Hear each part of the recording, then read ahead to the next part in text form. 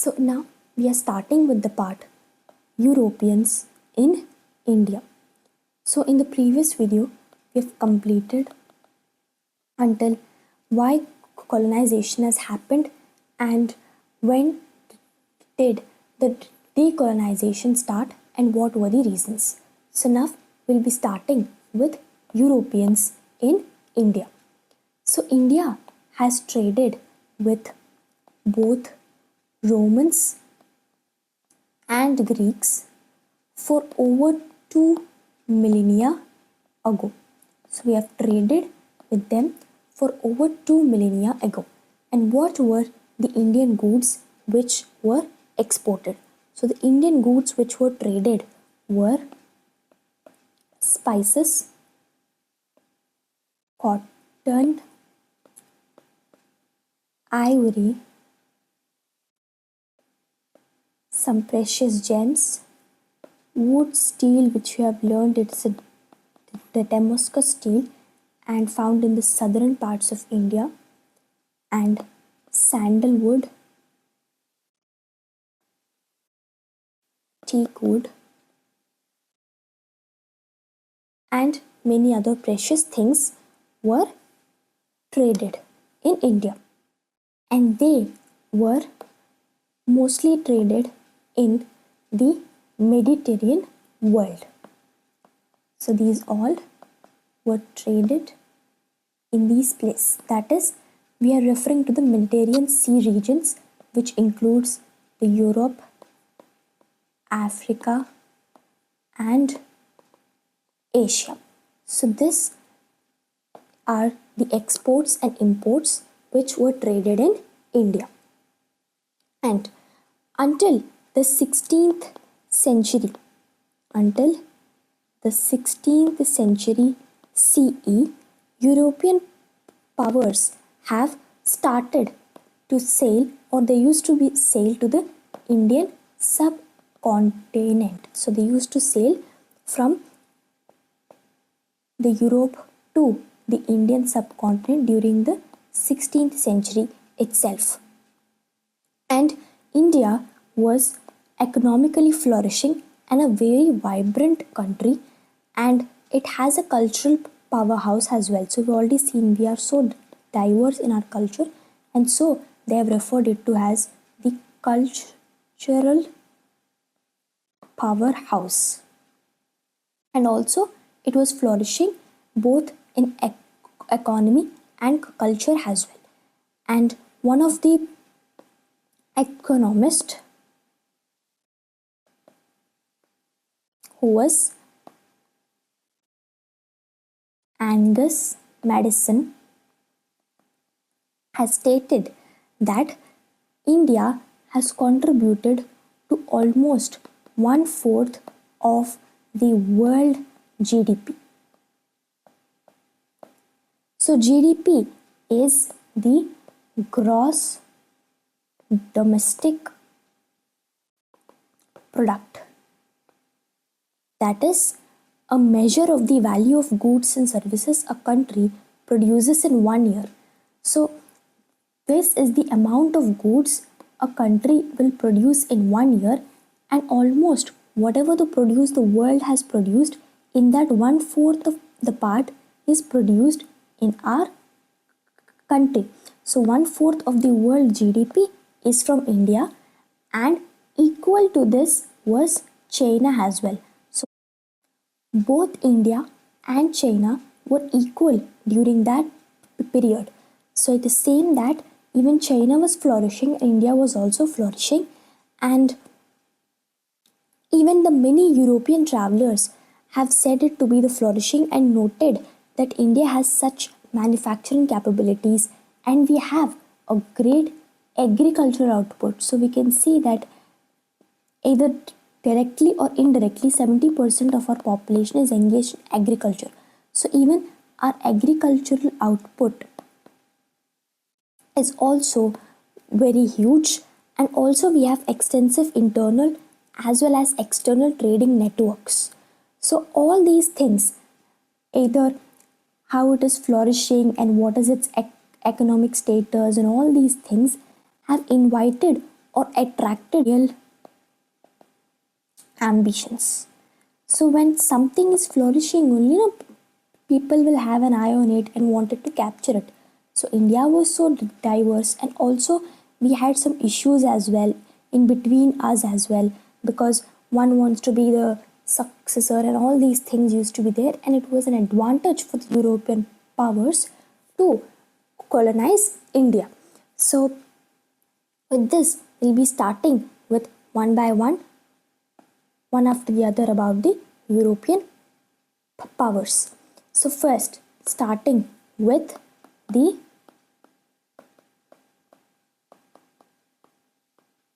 Portuguese. So they were basically, we have to start, whenever we speak about Portuguese, we have to start with Vasco da Gama, who was an explorer and navigator. So he used to explore new places and he was a navigator. And on May 1498, he has arrived at this place, which is near Kozhikode, the present day Kozhikode, which is in Kerala. So he has arrived in one of the ports of Kerala, and even though he wasn't that successful in his first visit, but in his second voyage, so this was the first time he has come, and when he has come for the second time, which was 4 years later, approximately in the 1500s, he has come once again 4 years later. And what he had done? So he had tortured and killed many Indian merchants, and he has also bombarded Calicut. Bombarded in the sense they used to attack many times.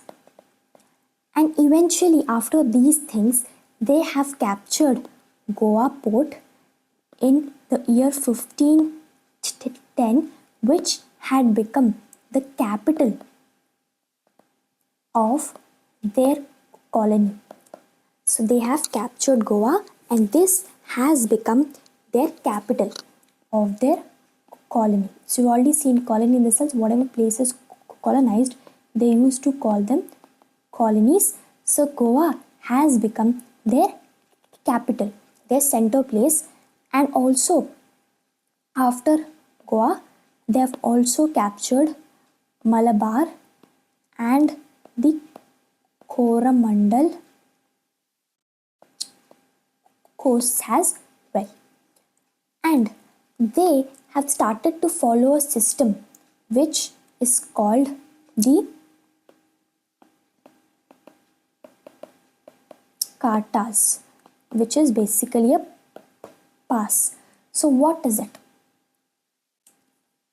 So we can see that they basically had control on these ports like the Malabar, Coromandel, Goa, which were near to the Arabian Sea. So what have they done?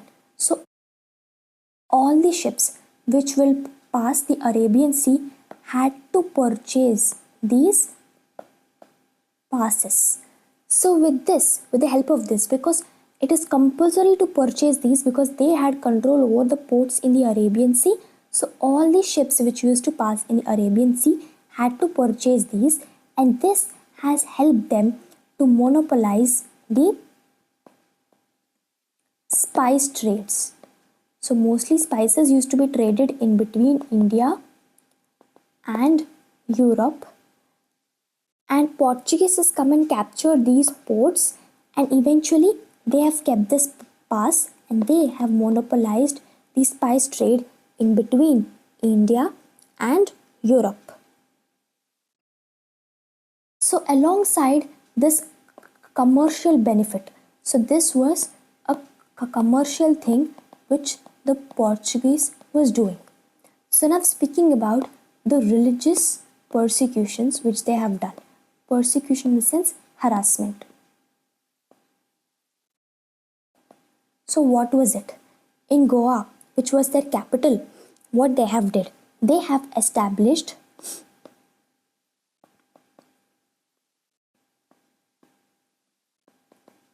inquisition, basically like questioning kind of thing, which was where a tribunal was set up by the Roman Catholic Church to judge the heretics, and mostly they have did this in 1560.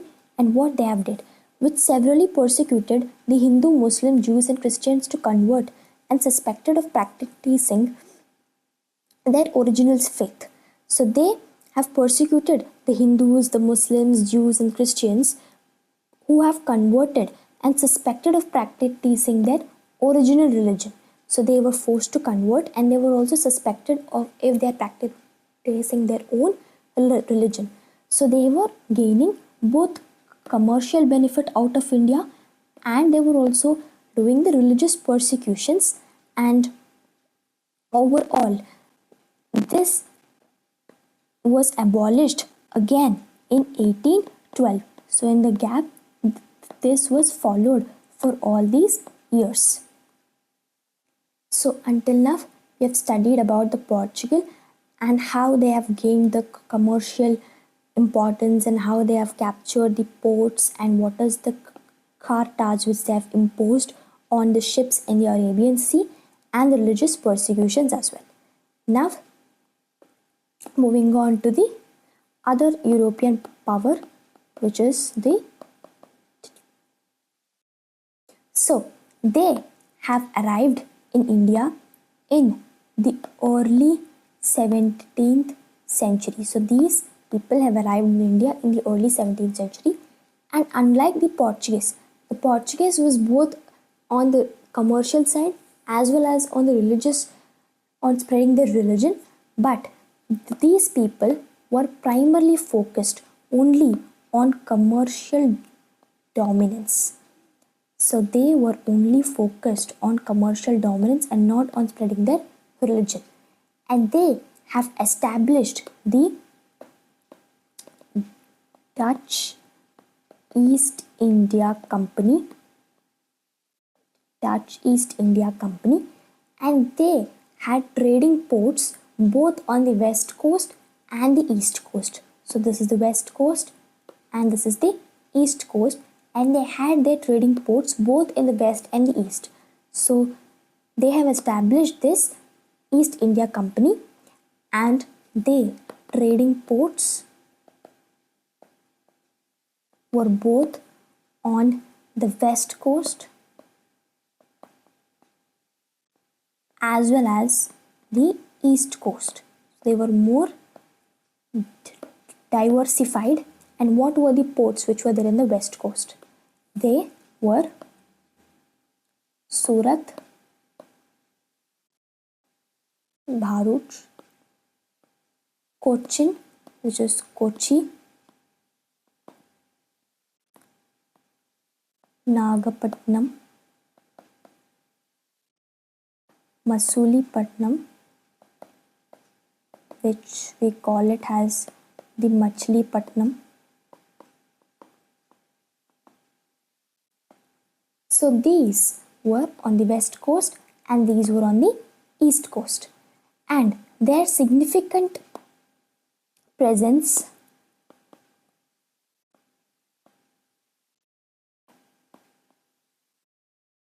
was in the Malabar region. So their significant presence was in the Malabar region. So their presence, the presence of the Dutch, has declined after the Battle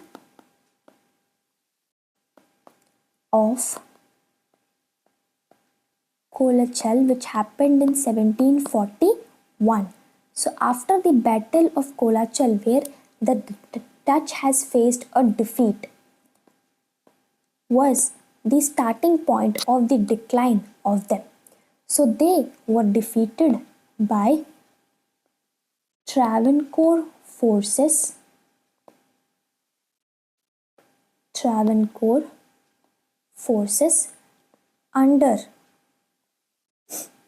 King Martandavarma. You have to remember this, that the Dutch had a defeat with the Travancore forces under King Martandavarma. So with this, the decline of the Dutch has started. So after this, after the next European force which has come after them was the French. So the first trading post was at Surat in 1668. So their first trading port was at Surat in the year 1668, and then after Surat they have captured Pondicherry, which is also called Puducherry, and this has become their main center. And here, so initially they started with Surat, but later they have gone to Pondicherry, and this has become their main center, and they have also established an East India Company. So the Dutch have established East India Company, and here these people have also established an East India Company. And there is a famous person, famous Governor General of the French India, who had played a significant role. That was Dupleix, who was the Governor General of French India, and he has served from 1742 to 1754, and he has done a lot of reforms. He was a pioneer in the sense he has started something which was new, and some of these policies were also followed by the British in the later stage as well. So what had he done? He had trained the Indian soldiers itself to be in the British Army, who were called the sepoys, and also he had started the indirect rule. So slowly the commercial or the trading companies have started to become ruling ones, and he had initially started with an indirect rule, that is by puppet Indian rulers. Like basically Indians will be ruling, but it's just for the name's sake, but actually the French will be ruling India. So this is the indirect rule which is started by the Governor General Dupleix. And the French have started to decline during the Carnatic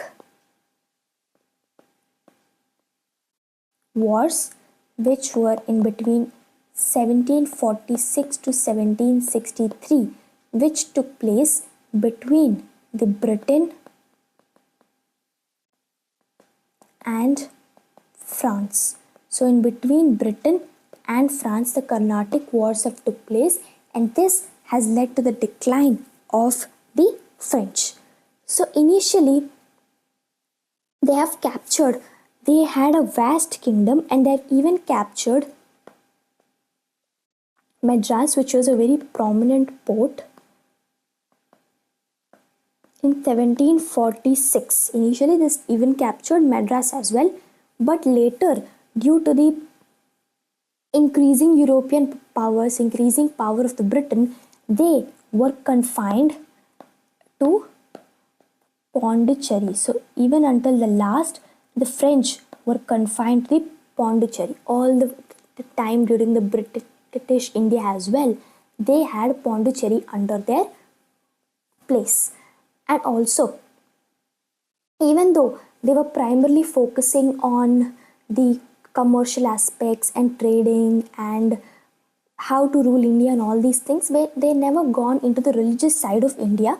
But only one example was there where they have caused the destruction of the Pondicherry's large Veda Purushvara temple, which was in the year 1748, which was ordered by Duplex. So he was not intentionally doing it, but by the request of the priest and his own wife, he had to damage this temple to assert the dominance of Christianity. Until here, we have studied about the French. So with this, we have completed about the Portugal, the Dutch and the French. And now the main important part of the chapter, that is about the British. So now we'll be starting with the British. So British has basically dominated the Indian subcontinent for nearly 2 centuries. Century in the sense 100 and 2 centuries in the sense for 200 years they have dominated the Indian subcontinent. So first they have come to India as traders and they have become the rulers. So their journey is from traders to rulers. So initially they have come as a trading company.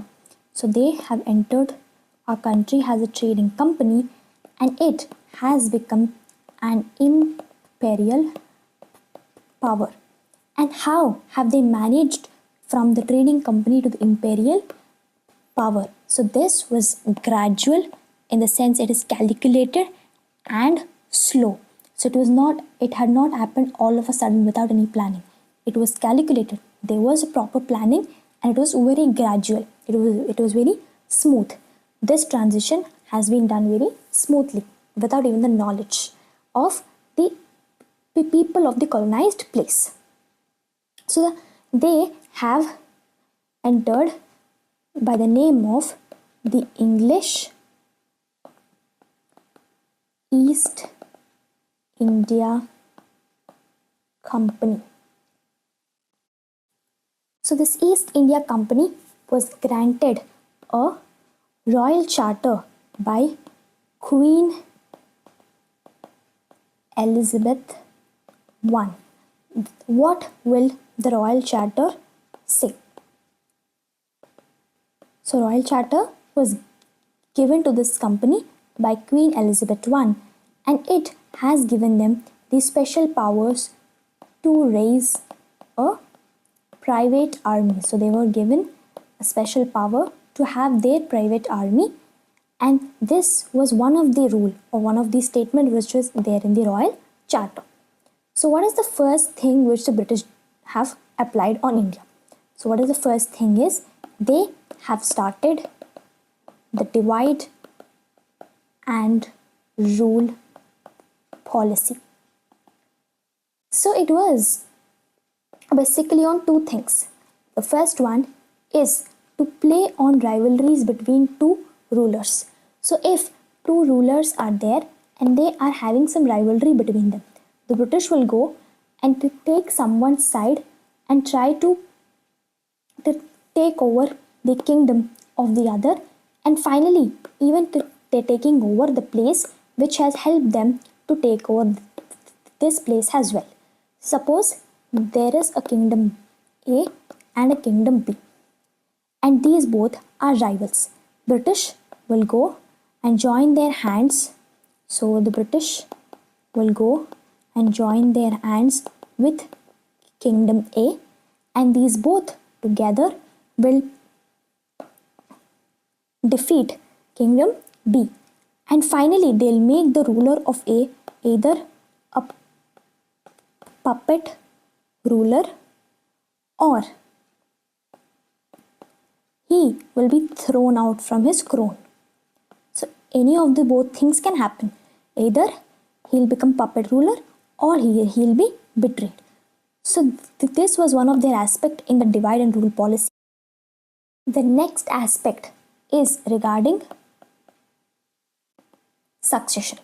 So if suppose there is a king and he will not have a biological son, then they had made the rule that they will take over this kingdom because they don't have a hire for the kingdom, and they will not even accept adopted son as well, which was there in our India, but they had refused to accept adopted son. They have only said a biological son will do.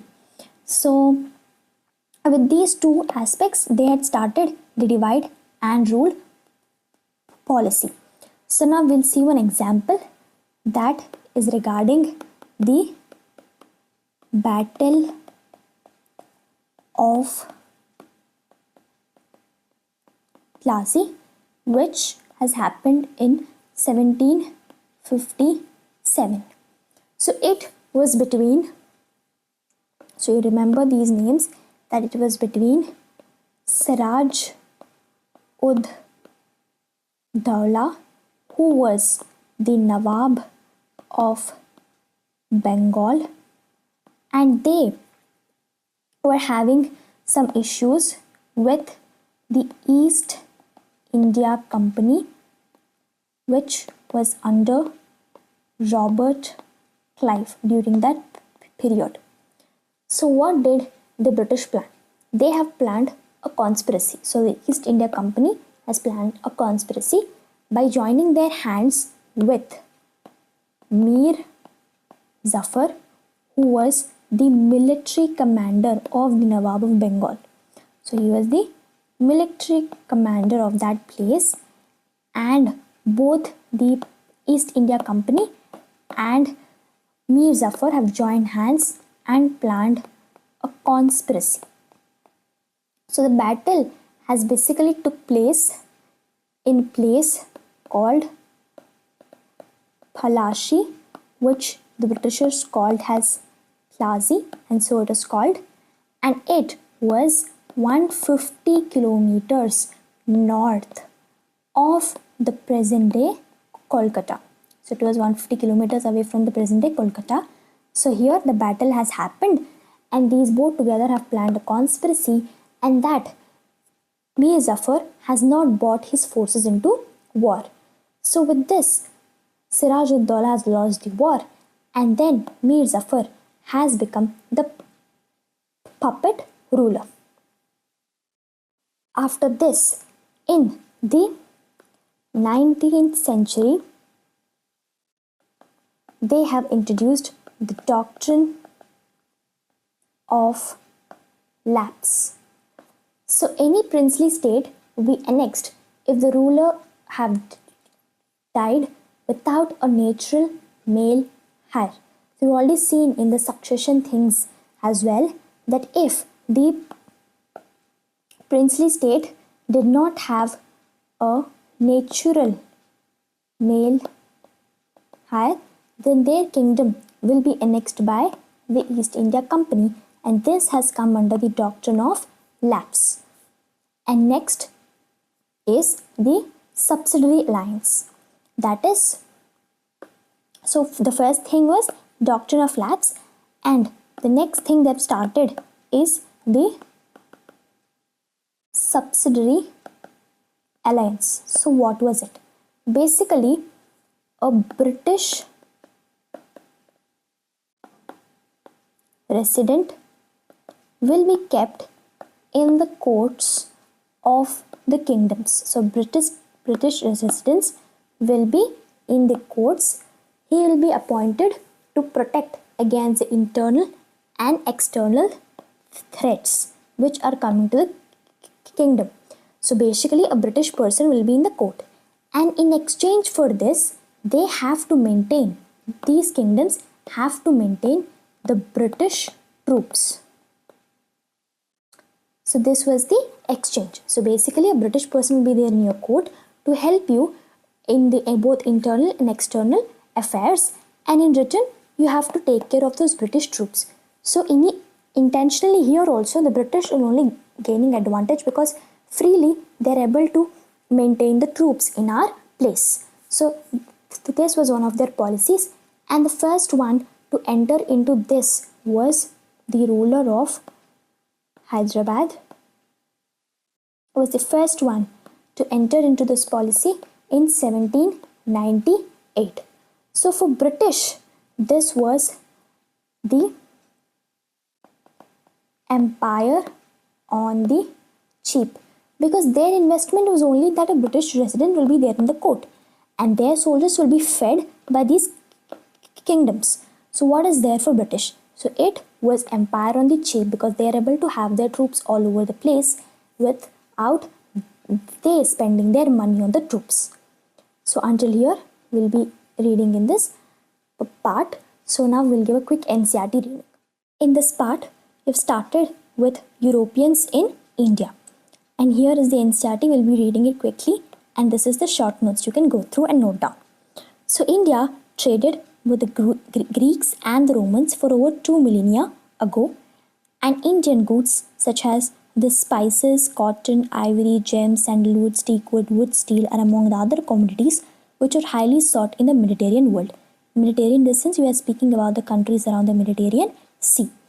And until the 16th century CE, when the Europeans began sailing to the Indian subcontinent, India was a vibrant economic country and it's culturally powerful. So until the European powers have come to India, India was vibrant and it was a cultural powerhouse.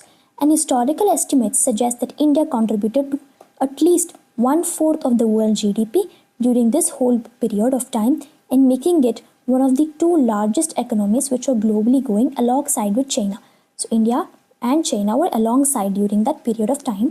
And it is remarkable that from 16th century onwards, many European travelers to India have said it to be as flourishing and noted its manufacturing capabilities and diverse agricultural outputs and extensive internal as well as external trading networks. So we had such great internal and external trading networks in India. However, this economic prosperity also made India an attractive target for European colonial ambitions as well.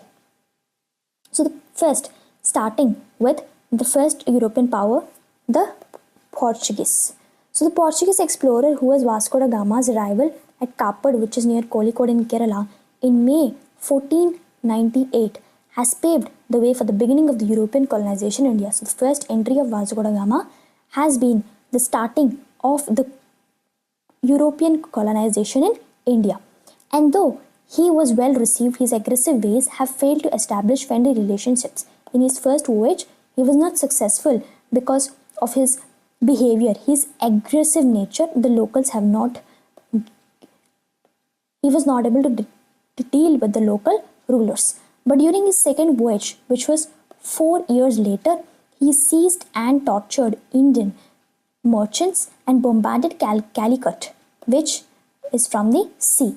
And the Portuguese has also captured strategic ports like Goa in 1510, which became the capital of their colony in India, as well as several trading posts along the Malabar and the Coromandel. And the Portuguese has implemented a system known as cartas. We already read about it. That is, it is a pass which is requiring all the ships in the Arabian Sea to purchase the Portuguese permits for navigation, and ships without these permits were seized. And this naval dominance allowed them to monopolize the spice trade in between India and Europe for nearly a century. For 100 years, they were able to monopolize the trade in between India and Europe, the spice trade. Alongside this, the commercial exploitation, the Portuguese presence in Western India was categorized by religious persecutions as well. So in Goa, they established the Inquisition in 1560, and which severely persecuted the Hindus, Muslims, Jews, and Christians, and they were converts suspected of practicing their original faith. So even though they have converted, they were suspecting them that they were practicing their original faith, and the persecutions were accompanied by forced conversions, and they were damaged caused to several Hindu temples, among other forms of abuse of the native population. So this was later abolished in 1812. Next, so they have arrived in India in the early 17th century, and unlike the Portuguese, they were primarily focusing on commercial aspects. So the Portuguese have went into the religious aspects as well, but they were primarily focusing on the commercial aspects, particularly in the spice trade. And they have established a Dutch East India Company, with trading ports in both various parts of India, including the west coast and the east coast. We already wrote here properly.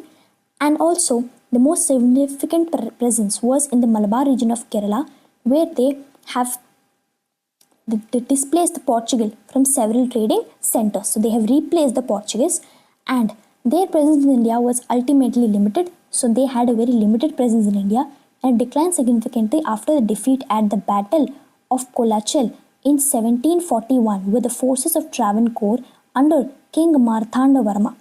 So with this, their decline has started.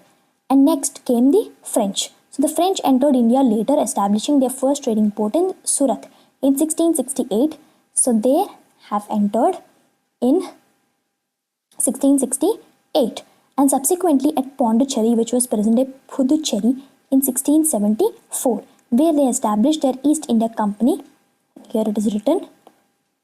And they have developed ambitious plans to establish a French empire in India.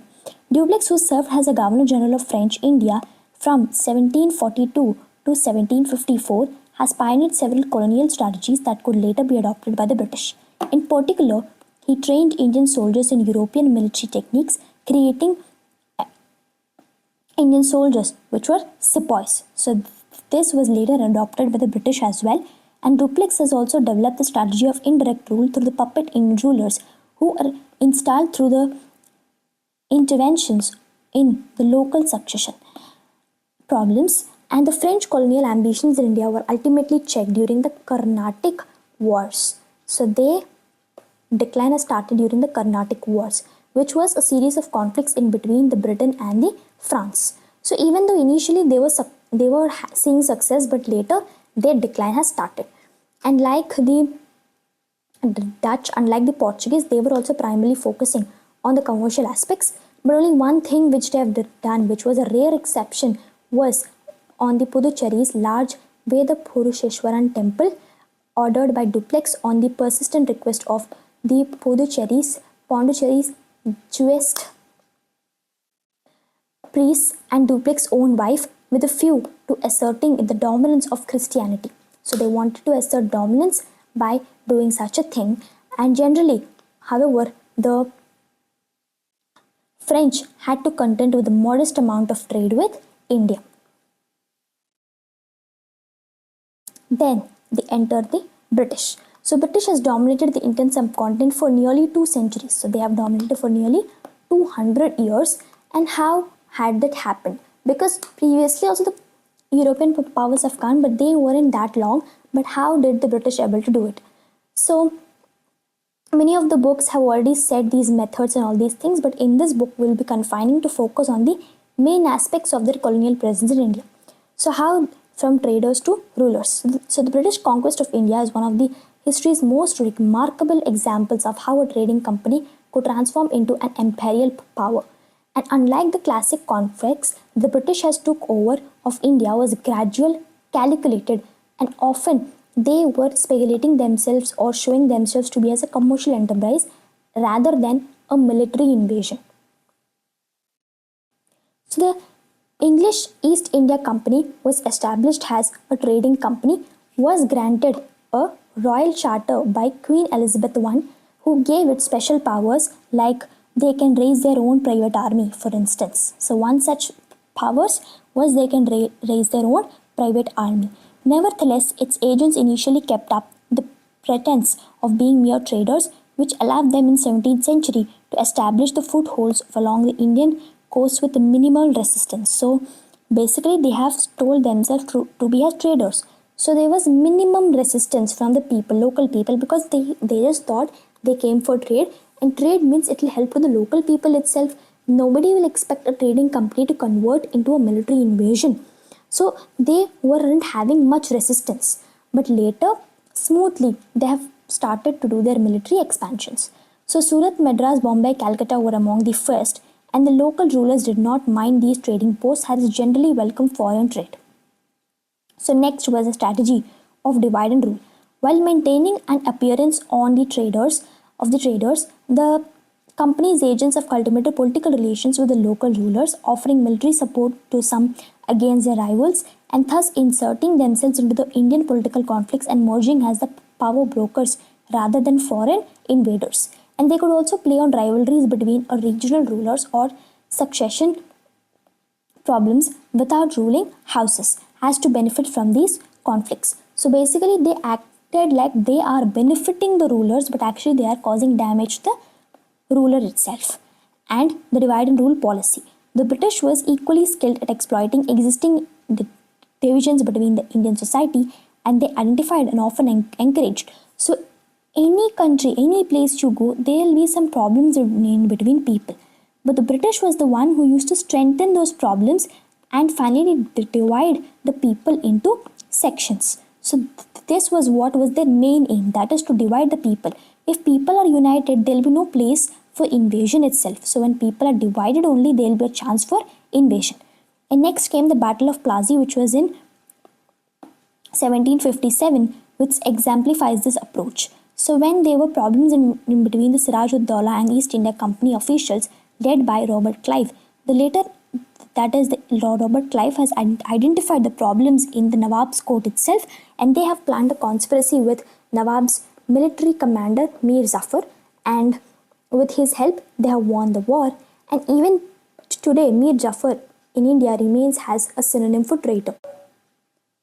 By showing themselves as kingmaker, the East India Company has gradually established control over increasingly large places, and in the 19th century it went a step further, introduced the infamous doctrine of lapse, which is according to which any princely state could be annexed if the ruler had died without a natural male heir, and this has deliberately damaged the Hindu tradition of adoption.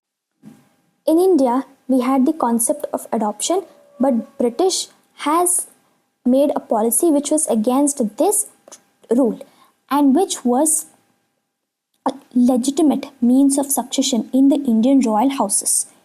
So the doctrine of lapse has led to the annexation of numerous states, contributing the expansion of the territorial control on the British, and this created much resentment in sections of Indian societies, which has contributed to the 1857 rebellion, which we'll study. And another stratagem known as subsidiary alliance was installed, where a British resident will be in the court and in return they have to take care of the troops, and all these things we've already seen. So with this, the first one was the ruler of Hyderabad, who was among the first to enter in such an alliance in the year 1798, and several others soon followed, and these so-called alliances allowed the British to control vast territories even without the administrative costs of direct rule, and creating what was called an empire on the cheap. And once a state entered the system, exiting it was virtually impossible. So an attempt could break free could be an overwhelming British military response. So entering into such a thing is easy, but exiting out of it is difficult because we are the one who are feeding their army. So with this part, we have completed what we have read. Next part will be starting from paradise to hell.